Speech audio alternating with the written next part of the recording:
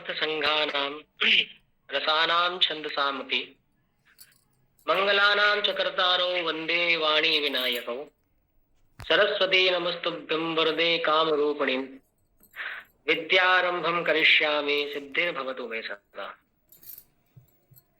हम सभी लोग निरंतर कुछ ना कुछ नया सीख रहे हैं और कुछ ऐसा ही सीख रहे हैं जो कि हमारी प्रतियोगी परीक्षाओं के लिए अत्यधिक महत्वपूर्ण है, जो कि हमारे भविष्य में हमको नौकरी दिलाने में या फिर किसी भी कार्य के लिए बहुत ही ज्यादा उपयोगी है। तो सभी लोगों को पता है कि आगे हमारी प्रेजेंटेशन शुरुआत करने से पहले मैं सभी लोगों से एक एक दो प्रश्न करना चाहूंगा।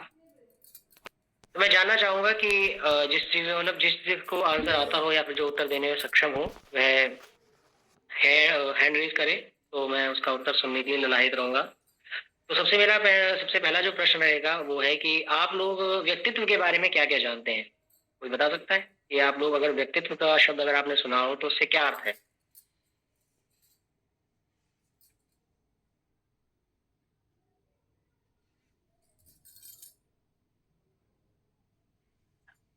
कोई नहीं? जी, गौरव सेमवाल जी, अवश्य। जी, व्यक्तित्व का अर्थ आपके ज्ञान का कौशल और आपके व्यवहार का कौशल हो सकता है। जी, बहुत बढ़िया, बहुत अच्छे। अगर ये दिनेश भाई जी कुछ बताना चाहेंगे आप? दिनेश जी। जी, व्यक्तित्व मानव के आचरण और व्यवहार से संबंधित होता है। अच्छा, बहुत उत्तम, बहुत उत्तम। और कोई अगर बताना चाहे तो हैंड रेज कर सकता है, या फिर अगर उसका हैंड रेज ना हो रहा हो तो माइक खोल के ही बता सकता है। जी, नितिन जी बताना चाहेंगे कुछ? व्यक्तित्व से हम थोड़ा इंग्लिश में जाए तो पर्सनैलिटी बोलते हैं। जैसे कुछ लोग अंतर्मुखी होते हैं, बहिर्मुखी होते हैं और उभयमुखी होते हैं। जी जी जी, बहुत शोभनम, बहुत शोभनम, बहुत अच्छे। आप लोगों के उत्तरों द्वारा मेरे को भी कुछ एक नई जानकारी मिली कि अंतर्मुखी बहुमुखी, बहुत बढ़िया।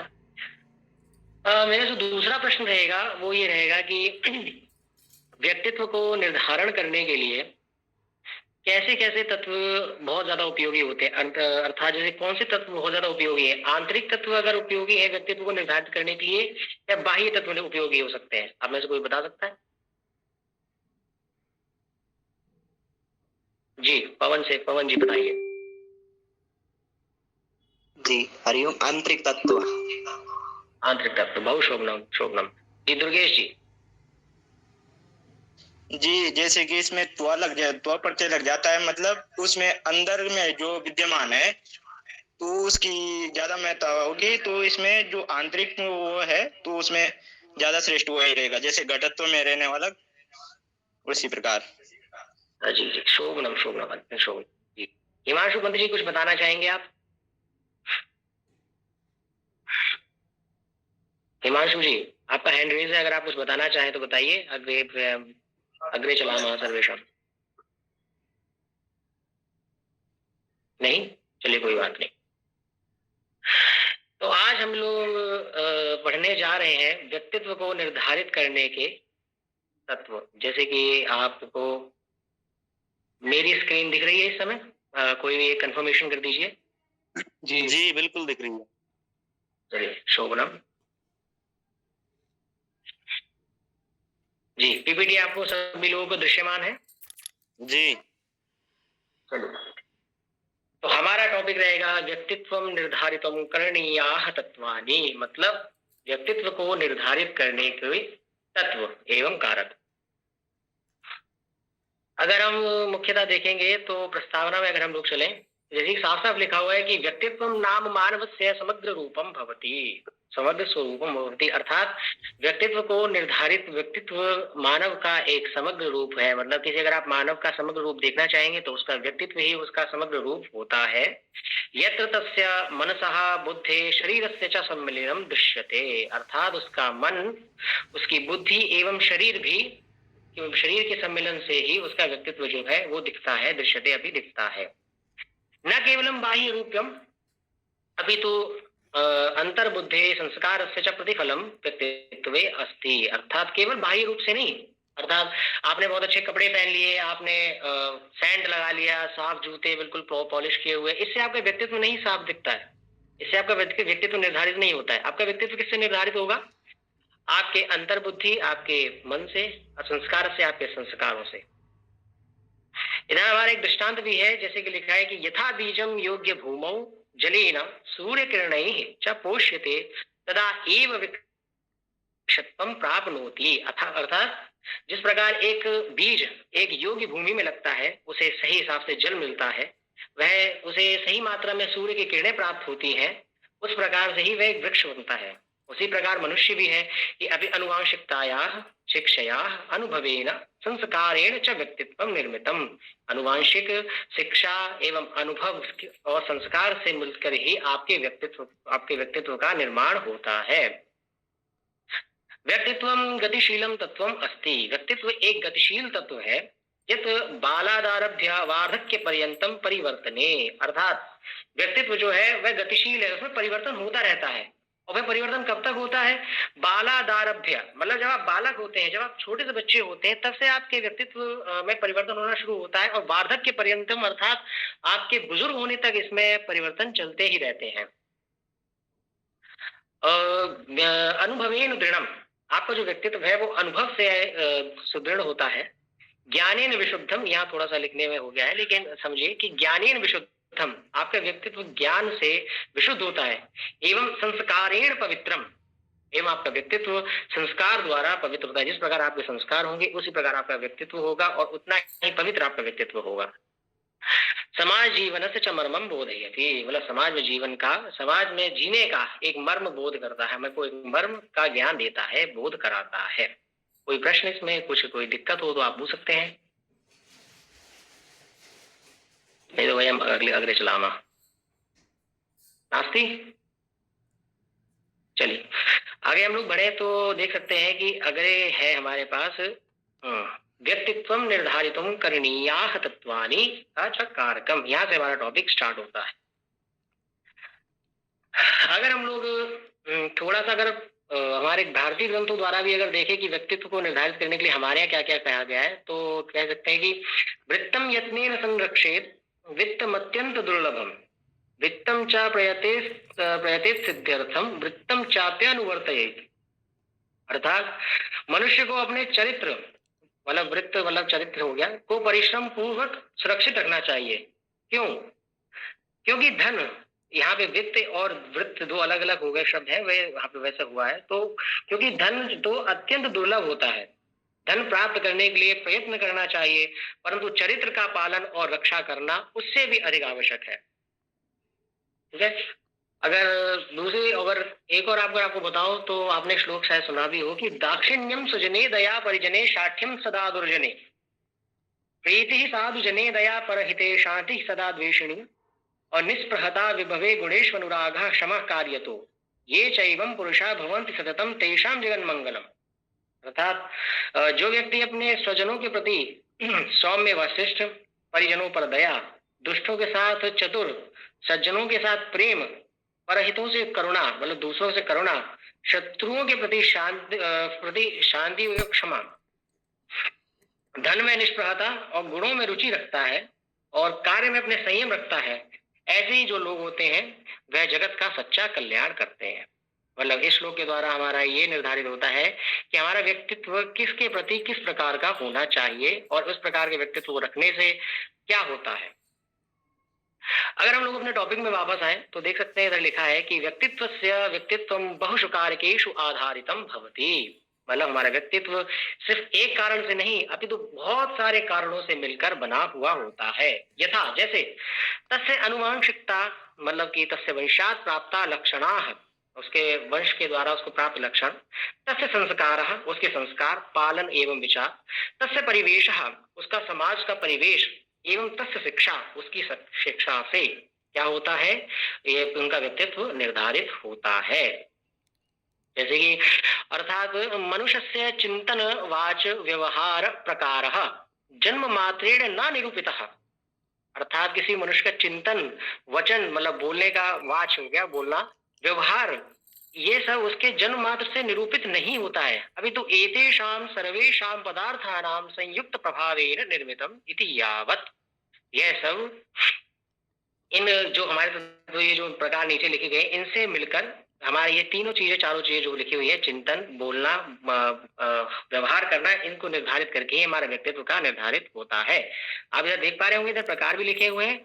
आनुवांशिकता तत्व पर्यावरणीय, सामाजिक, आर्थिक, भावनात्मक, शैक्षिक एवं आत्मिक एवं दार्शनिक, ये 7 तत्व यहाँ पर मुख्य रूप से हम लोग लेके उन पर बात करेंगे।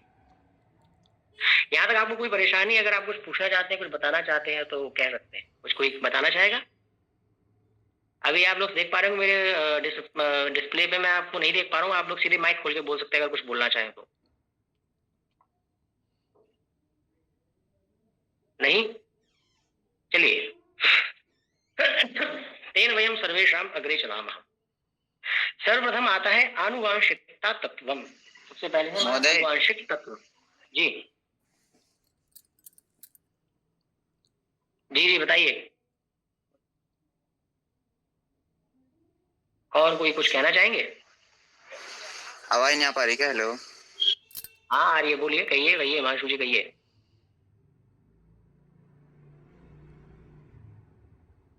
हेलो। अरे कहिए हिमांशु जी, सुन रहे हैं, बताइए।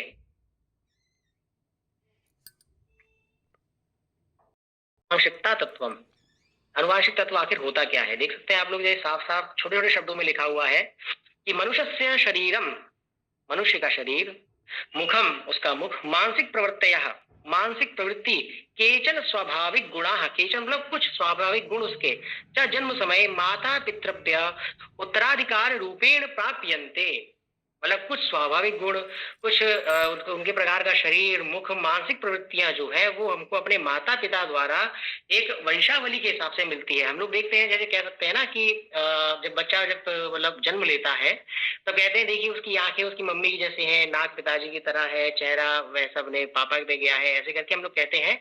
तो वह जितने भी हम लोग जो अनुमान लगाते हैं, जो हम भी बताते हैं, ये सब अनुवांशिक गुण के अंतर्गत आता है।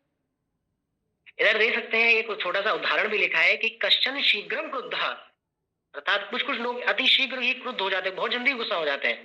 भवति क्रुद्धः भवति अथवा कोपी स्वभावतः अतीव शांतः भवति, मतलब कुछ कुछ लोग ऐसे होते हैं जो अत्यंत शांत होते हैं। एतत् प्रायः अनुवांशिक प्रवृत्तया एव भवति, यह मुख्यतः अनुवांशिक प्रवृत्ति ही होती है। इनके कुछ प्रकार यहाँ पर लिखे हुए हैं कि बुद्धि स्तर, भौतिक संरचना, व्यवहार प्रवृत्ति एवं जन्मजात प्रतिभा, यह 4 प्रकार यहाँ पर लिखे हुए हैं जो कि हमको मुख्यतः अनुवांशिक रूप से अपने माता पिता से उत्तराधिकार के रूप में हमको प्राप्त होते हैं। यह आपको समझ में आया?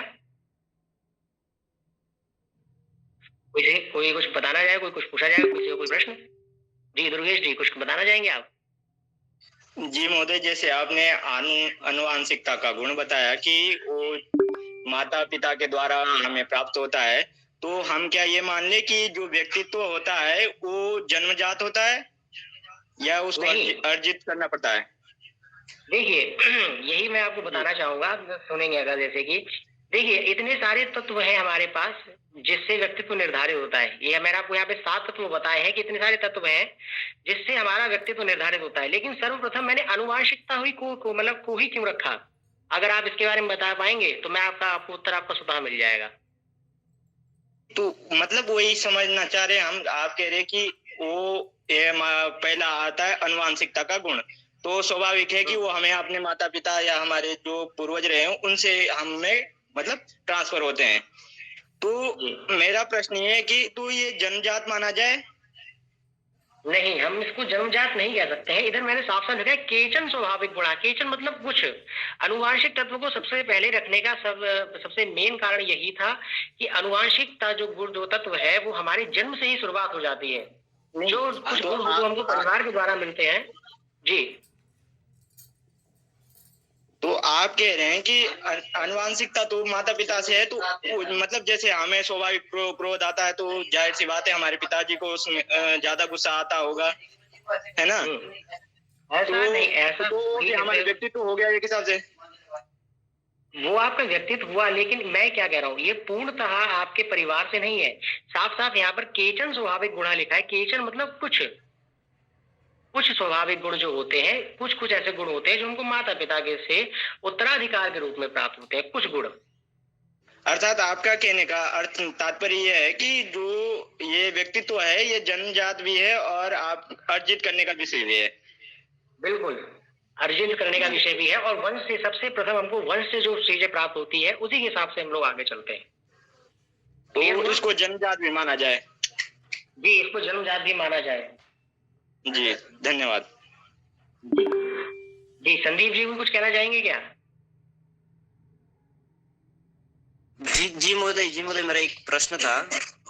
जी जी, कि जो ये अनुवांशिकता का गुण, आपने अनुवांशिकता का तत्व बताया हमें, जी जी तो सर्वप्रथम अनुवांशिकता का किसी ने प्रतिपादन किया होगा, अनुवांशिकता का गुण का किसी ने ये दिया होगा, तो वो कौन हो सकता है? देखिए, इस विषय का तो मैं आपको इसका तो मैं क्या बताऊं, लेकिन जब मैंने रिसर्च करना स्टार्ट किया था इस टॉपिक के ऊपर, तो सर्वप्रथम मेरे को सामने ही अनुवांशिक गुण आया, एवं हमने आगे जितने भी गुण पढ़ेंगे उनमें सर्वप्रथम जो है वो हमारा अनुवांशिक गुण ही सबसे पहला ऐसा है जो कि हमारे जन्म से हमारे साथ चलना चालू हो जाता है। अगले जो हमारे पास जो पर्यावरणीय तत्व, सामाजिक तत्व है, वो हमको समाज से या फिर हमारे परिवार से हमको मिलते हैं। देखिए, अनुवांशिक जो गुण हो गया है वो हमारे वर्ष से, हमारे जन्म से ही हमको प्राप्त हो जाता है। जी, प्राप्त होता है, इसमें मैं सहमत हूँ कि वो हमें जन्मजात भी मिलता है और हमें अर्जित भी करना पड़ता है। क्योंकि जिस प्रकार जन्मजात का उदाहरण मैं एक दे दूं कि जन्मजात जैसे 2 महीने के बालक को कोई कह देता है कि भाई इसकी नाक जो है इसके पिता के समान है, या इसकी आंखें जो है इसकी माता के समान है, कहते हैं। ये तो एक उदाहरण के तौर पर मैंने समझा दिया, जन्मजात है। मगर मेरा प्रश्न ये था कि जो ये अनुवांशिकता का नियम दिया होगा, सर्वप्रथम किसी ने प्रतिपादित तो किया होगा कि अनुवांशिक गुण है कि जो पिता से पुत्र में। महोदय, इसका उत्तर मैं दे सकता हूँ क्या? जी, आप बताइए महोदय, क्योंकि हम उत्तर के जिज्ञासु हैं, हमें तो उत्तर की वो प्राप्ति चाहिए। महोदय, जो अनुवंशिकता का गुण का जो अवधारणा की गई थी, ग्रेगर जॉन मेंडल के द्वारा की गई थी। जी, थैंक यू। और कुछ टॉपिक से रिलेटेड अगर आप कुछ और पूछना चाहें तो? जी नहीं, अभी इतना ही, थैंक यू। ठीक है, धन्यवाद दिनेश जी, आपने बहुत अच्छा समझाया। आगे हम लोग आगे बढ़े तो फिर दूसरा गुण हमारे पास आता है, या दूसरा तत्व हमारे पास आता है पर्यावरणीय तत्व। पर्यावरणीय तत्व जैसे लिखा है कि यहाँ पर कि यस्मिन वातावरणे व्यक्ति ही निवसति, अर्थात जिस प्रकार के वातावरण में व्यक्ति निवास करता है एवं रहता है, जैसे कि तस्य समाजः, तस्य मित्राणि, तस्य विद्यालय एवं तस्य संस्कृति, मतलब जिसका समाज, उसका मित्र, उसका विद्यालय एवं उसकी संस्कृति ही उसके विचारों को आकार देती है। तस्य विचारान आकारयतिम, इसके ऐसी वही जो है उसका समाज, उसके मित्र, उसका विद्यालय, उसकी संस्कृति ही उसके विचारों को, उसके सोचने की क्षमता को आकार देती है। इसके कुछ प्रकार भी यहाँ पर लिखे हुए हैं, जैसे पारिवारिक वातावरण, आर्थिक स्थिति एवं सांस्कृतिक पृष्ठभूमि। ठीक है, आगे जैसे कि अगर देख सकते हैं हम, हमारे पास तीसरा तत्व है सामाजिक तत्व। सामाजिक तत्व हम लोग देख पा रहे हैं कि साफ साफ लिखा हुआ है कि व्यक्ति नाम चिंतनम वक्तुम व्यवहारम च समाजः नियंत्रयति, अर्थात व्यक्ति का चिंतन, वक्तुम बोलने का प्रकार, व्यवहार, उसका व्यवहार समाज नियंत्रण करता है। मनुष्याः सामाजिक पशवः, अर्थात मनुष्य सामाजिक प्राणी है। सामाजिक पशवः सन्ति, हम लोग जो है समाज के प्राणी है। तेषां व्यक्तिगतता एव अपूर्णः अस्ति, उसका व्यक्तित्व अधूरा है, किसके बिना? सामाजिक तत्व के बिना। यहाँ पे एक लाइन लिखी है, तेषां व्यक्तिगतता एव अपूर्णः अस्ति, उसका व्यक्तित्व अपूर्ण है सामाजिक तत्व के बिना, अर्थात बिना समाज के व्यक्ति का व्यक्तित्व नहीं बन सकता। हमारे महाभारत में भी श्लोक है कि एको नास्ति सुखम लोके द्वितीयोपि न दृश्यते, सहाय सहितो लोके पुरुषः सुखमेदते, अर्थात इस संसार में अकेले कोई सुखी नहीं हो सकता। मनुष्य तभी फलता फूलता है जब वह दूसरों के साथ रहता है। इसलिए यहाँ पर लिखा गया है कि तेषां व्यक्तिगतता एव अपूर्णा, उसका व्यक्तित्व अपूर्ण रहता है सामाजिक तत्व के बिना। इसके कुछ प्रकार हैं, जैसे कि सामाजिक मान्यताएं, जिस प्रकार की आप इसकी सामाजिक मान्यताएं होंगी उस प्रकार आपका व्यक्तित्व बनेगा। मित्राणाम प्रभाव, आपके मित्रों के द्वारा आपका समाज का निर्माण होता है, आपके मित्रों का जो समाज है उसी से आपका व्यक्तित्व निर्धारित होगा। परंपरा तथा संस्कृति, आपकी समाज की परंपराएं, आपकी संस्कृति ही आपके व्यक्तित्व को निर्धारित करती। और समूह भूमिका, समूह भूमिका मतलब आपका विद्यालय का समूह, आपका धार्मिक समूह, आपका मित्रों का समूह, आपका परिवार का समूह आपको आपके व्यक्तित्व को बहुत ज्यादा विकास करता है और वो किस दृष्टि में कर रहा है, किस ओर कर रहा है, वह एक अलग विषय है। लेकिन इन चारों प्रकारों के द्वारा आपका सामाजिक तत्व सुदृढ़ होता है, जिससे आपका व्यक्तित्व निर्धारित होता है। आगे अगर हम लोग देखें तो अगला हमारा तत्व है शैक्षिक तत्व। शैक्षिक तत्व में छोटा सा साफ साफ लिखा हुआ है कि शिक्षा केवलम ज्ञानम न प्रदाति, अर्थात शिक्षा केवल ज्ञान नहीं देती है, जबकि चिंतनस्य निर्णय क्षमतायाः मनोवृत्ते च आकारम ददाति। उसका चिंतन, उसकी निर्णय क्षमता और उसकी मनोवृत्ति को आकार देने वाली शिक्षा ही है।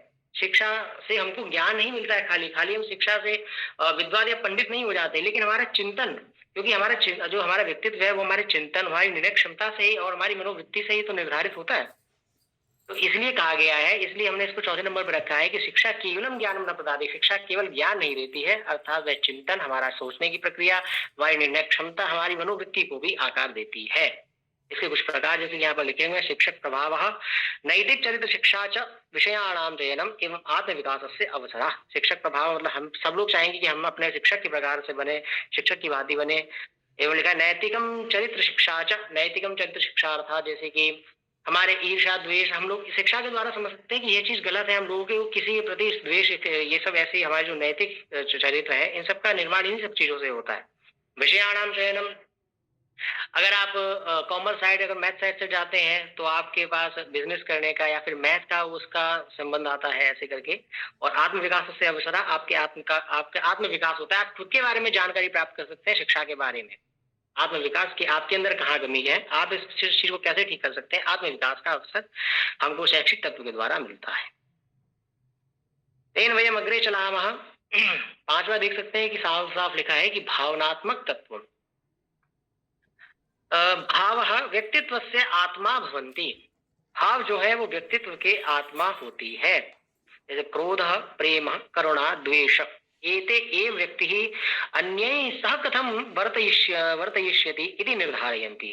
अर्थात भाव जो है वो व्यक्ति की आत्मा होती है। क्रोध, प्रेम, करुणा और द्वेष, इन सबसे व्यक्ति निर्धारित करता है कि वह दूसरों से अपना व्यवहार किस प्रकार करेगा। इसके कुछ प्रकार भी यहाँ पर लिखे हुए हैं कि आत्मसम्मान, मानसिक स्थिरता, सहानुभूति करण क्षमता एवं भावना नाम नियंत्रणम, यह सब हमारे भावनात्मक तत्व के अंतर्गत आते हैं।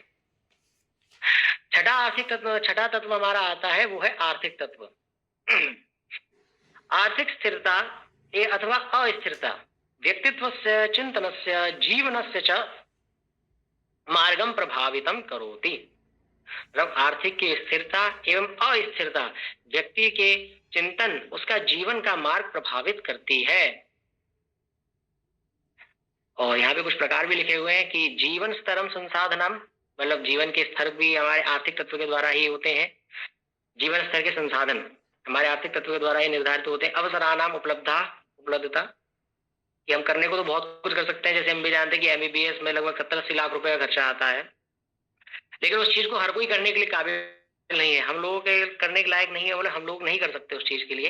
वो बहुत ही ऐसे लोग, जो व्यक्ति महीने का 5-10 लाख रुपए लोग जो कमाते होंगे, वही लोग डॉक्टर ऐसी लाइनों में जा पाते हैं। तो हम लोगों को सोचना थोड़ा मुश्किल होता है। भविष्य प्रति दृष्टिकोणम, हमारा भविष्य के प्रति क्या दृष्टिकोण रहेगा, हमारा हम क्या सोच सकते हैं, वो एक आर्थिक तत्व के अंतर्गत आता है। अंतिम तत्व से पहले मैं कुछ पूछना चाहूंगा, अगर आप लोग कुछ बताना या पूछना चाहेंगे तो पूछ सकते हैं। ठीक है, कोई प्रश्न हो तो। जी पवन जी। जी महोदय, जैसे आपने पर्यावरण पढ़ाया, पारिवारिक वातावरण, जी जैसे किसी बच्चे के पिताजी क्रिमिनल लाइन में है, जी, तो क्या वो बच्चा भी क्रिमिनल ही बनेगा? हाँ, ये आपने प्रश्न तो बहुत सही किया है, लेकिन इसके लिए अगर हम लोग अगर इस प्रकार देखें कि अगर क्या नाम, अगर किसी के पिताजी अगर क्रिमिनल हैं और उसके अगर नैतिक चरित्र अगर उस प्रकार का है, किसी बच्चे का अगर उसको शिक्षा अगर उस प्रकार की है उसके पास कि हाँ चोरी करना गलत है, तो वह मान सकता है कि नहीं ये गलत है, तो वह जरूरी नहीं कि वह क्रिमिनल ही बने। उसका अगर नैतिक विकासों का, अगर नैतिक मूल्यों का अगर उसका विकास होगा, अगर उसे विद्यालय द्वारा या किसी अन्य द्वारा भी अगर कोई सी इस प्रकार की शिक्षा दी गई होगी, नहीं है गलत कार्य है, ऐसा नहीं करना चाहिए, तो वह सामान्यतः नहीं करेगा। और अगर उसे समाज की चिंता ना करते हुए अगर वह सोचता है नहीं मेरे पिताजी बिल्कुल ठीक कर रहे हैं, हमारा भरण पोषण इससे हो रहा है, इससे अच्छा तो कोई कार्य ही नहीं है, तो स्वाभाविकता है, स्वाभाविक है कि वो भी क्रिमिनल बन जाएगा, कोई इसमें दोहरा ही नहीं है। क्या आप संतुष्ट हैं? ये अगले आगे चले हम लोग। जी अभी पूर्णतः है, लेकिन इस विषय में मुझे खुद अध्ययन करना पड़ेगा थोड़ा। आप खुद भी अध्ययन कर सकते हैं, आप चाहे तो इनमें से कोई अगर बताना चाहे तो बता भी सकता है। अगर भाई जी मेरे प्रश्नों से उत्तर बोला, हमारे उत्तर से अगर संतुष्ट नहीं है तो कोई अगर बताना चाहे तो बता सकता है। कोई है? जी हरिओम। जी जी मैं कहना चाहता हूँ कि जैसा आपने कहा कि जो है ऐसा है नहीं जरूरी कि किसी के पिताजी क्रिमिनल हैं तो वह क्रिमिनल बने, या किसी के पिताजी चोर हैं तो वह चोर बने, या कुछ भी। तो यह संभवतः होता नहीं है, क्योंकि कोई भी पिता अपने बच्चे को ऐसा नहीं सिखाता है, वह जैसा है वो वैसा नहीं सिखाता, अपने से अच्छा बनने सिखाता है। इसलिए हम यह कह सकते हैं एकदम निर्णय से कि बच्चे के ऊपर वह प्रभाव नहीं आता जो पिता के अंदर अवगुण है। बहुत शोभनम शोभनम। पवन जी क्या लगता है? अगर आप संतुष्ट है तो बताइए। संतुष्ट है? जी चलिए हमारा अंतिम एवं लास्ट तत्व है आत्मिक एवं दार्शनिक तत्व। यह मैंने इसको सबसे आखिरी में इसलिए रखा है क्योंकि हमारा आत्मिक एवं दार्शनिक तत्व जो है वो हमारे समाज और हमारी पर्यावरण के द्वारा ही हमको मुख्यतः इसका जो निर्माण है वो इसी से होता है। हम लोग वही सोचेंगे या फिर हम उसी चीज का चिंतन करेंगे जो चीज हमारे सामने होगी, क्योंकि जो हम देखते हैं वही हमारे मन में आता है। साफ है कि इंद्रियाणि मनोबुद्धि दस्याधिष्ठा मनुष्यते एतर विमोहत्येष ज्ञानमावृत्य देहिनम्। अर्थात मन बुद्धि और इंद्रियां ही कामना के निवास स्थान है। ये ज्ञान को ढककर व्यक्ति को भ्रमित कर देती है। ठीक है, तो हम लोग देख सकते हैं कि आगे लिखा हुआ है कि यदा मनुष्यः स्वं जीवनम च गंभीरम अवगच्छति तदा तस्य व्यक्तित्वम आंतरिकम प्रकाशते ना तु बाह्यम। अर्थात जिस प्रकार व्यक्ति खुद के जीवन में जिस प्रकार गंभीर होता है, जब व्यक्ति खुद के जीवन के लिए गंभीर होता है तभी उसका व्यक्तित्व अंदर से प्रकाशमान होता है, ना कि बाहर से। जब व्यक्ति अंदर से प्रकाशमान होगा तभी उसका व्यक्तित्व अंदर से निखर के बाहर आएगा। इसके भी कुछ प्रकार हैं, जैसे कि आत्म साक्षात्ता, आत्म संयम, नैतिक चेतना, लक्ष्याणि उद्देश्यानि च और जीवनस्य दृष्टिकोणम। यह सब हमारे आंतरिक दार्शनिक के अंतर्गत आते हैं। तो निष्कर्षः हमारा निष्कर्ष यही है कि व्यक्तित्व न कदाचित स्थिरम तत्वम। व्यक्तित्व किसी प्रकार से स्थिर तत्व नहीं है, किंतु परिवर्तनशीलम, लेकिन परिवर्तनशील है। विकसितम च अस्ति, एवं उसका विकास निरंतर होता रहता है। अब मैंने स्टार्टिंग में ही बताया था कि बालादारभ्य, बचपन से लेके वृद्धाप्य पे, मतलब बुजुर्ग होने तक हमारा जो व्यक्तित्व है वह विकसित और परिवर्तन उसमें आते जाते रहते हैं। आनुवांशिक गुण व्यक्ति आरंभम कुर्वन्ति, मतलब आनुवंशिक गुण के द्वारा ही व्यक्ति आरंभ होता है, शुरुआत करता है अपनी। परंतु वातावरणम शिक्षाम समाजम च तस्य विकासस्य मूल भवन्ति। अर्थात उसका वातावरण, उसकी शिक्षा और उसका समाज ही उसका विकास का मूलभूत होते हैं। किसके विकास का? उसके व्यक्तित्व के विकास का। भावनात्मकता, संस्कृति, नैतिकता, यह तीन गुण, इनसे मिलकर व्यक्तित्व संतुलित बनता है। उसकी भावना, उसकी संस्कृति और उसकी नैतिकता।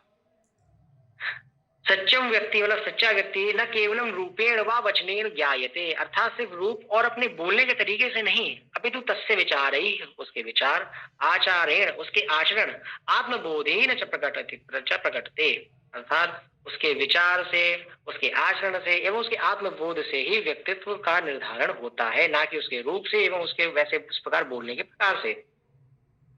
ये जनाः आत्मशक्तिम जानाति, मतलब वह जो व्यक्ति अपने खुद के अंदर की आत्मशक्ति को जानता है, दोषान स्वीकरोति, अपने दोषों को स्वीकृत करता है, सत्य मार्गे चलति, एवं सत्य मार्ग की ओर चलता है, स एव पूर्ण व्यक्तित्वान भवति, उसका व्यक्तित्व पूर्ण व्यक्तित्वान के प्रकार होता है। अतः निष्कर्षतः बतावा, अगर हम लोग लास्ट लाइन में एक लाइन में बोलना चाहें तो व्यक्तित्वम तस्य संपूर्ण जीवन से प्रतिबिंबम अस्ति, अर्थात व्यक्ति, अगर किसी व्यक्ति का आप जीवन के बारे में देखना चाहें तो किसी व्यक्ति का जो जीवन है वो उसका व्यक्तित्व ही उसका प्रतिबिंब या फिर उसका शीशा, आईना उसका जो है वो उसका व्यक्तित्व ही होता है। यत्र अंतः प्रेरणा अनुभव संस्कारः च एकत्र मिलित्वा, मतलब उसकी अंतःकरण, अंतः प्रेरणा, उसके अंदर की प्रेरणाएं, उसके अनुभव, उसके संस्कार जब एकत्र मिलित्वा, एक साथ जब मिलते हैं तब वह साधारणतः असाधारण करोति, एक साधारण मनुष्य से असाधारण की ओर बनता है। यह बहुत एक गहन विषय है कि असाधारण से असाधारण की ओर बनता है। चलिए, धन्यवाद। अब अगर आपको कोई प्रश्न हो तो आप बताना चाहें या पूछना चाहें तो बता सकते हैं।